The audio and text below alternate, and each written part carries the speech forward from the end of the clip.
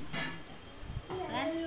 Lining blouse, lining cutting. ఇది main క్లాత్లోకి cloth చేయకూడదు.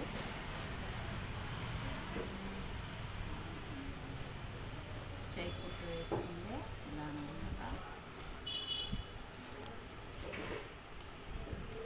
Friends ఇప్పుడు కట్ చేసుకుంటాము.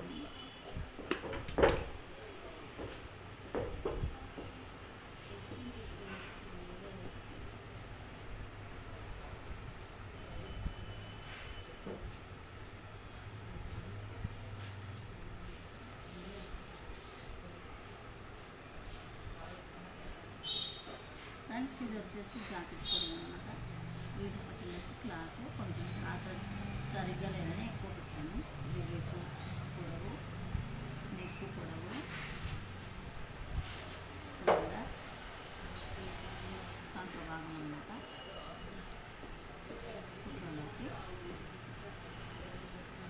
ఇది సంక సైడ్ వచ్చేసి 1.5 ఇంచ్ గ్యాప్లో క్రాస్ పెట్టేసుకోవాలి. మనం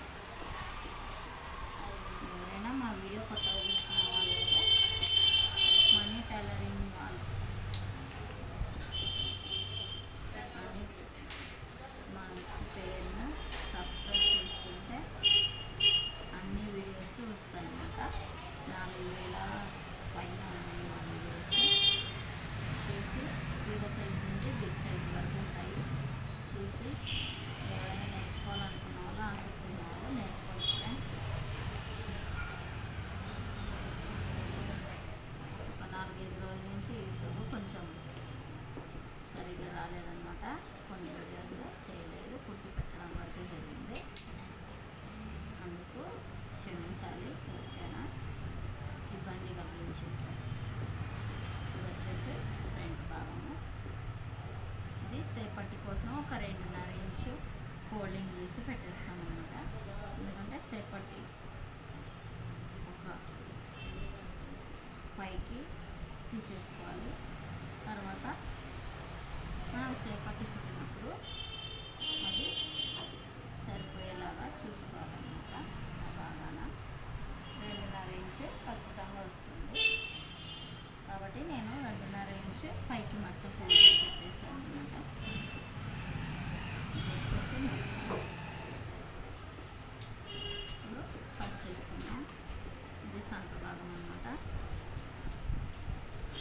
ఇది సంక సైజు. ఇది వచ్చేసి మన ఫ్రంట్ భాగంలో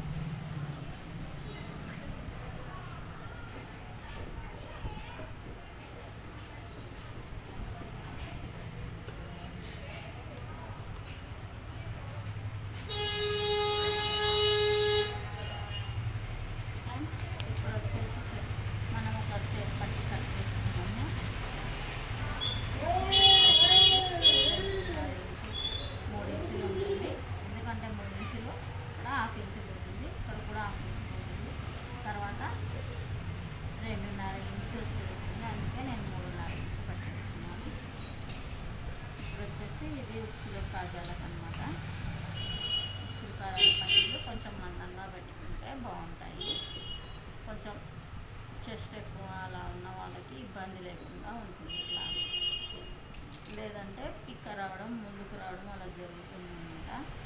అలా లేకుండా మనకు సరిగ్గా ఉంటుంది. దానికోసమే ఇప్పుడు వచ్చేసి మనం వీపు పట్టి క్లాత్ కట్ చేస్తున్నాం. అక్కడ తీసుకున్నామంటే సేప్ పట్టీలు వస్తుందని చెప్పేసి తీయలేదు. కాబట్టి ఇక్కడ తీసేసుకున్నాం.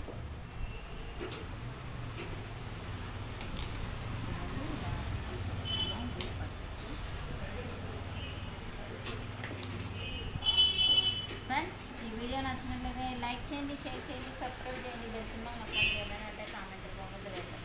మరిన్ని వీడియోలతో మేము ముందుంటాం. మన ఛానల్. Thank you friends.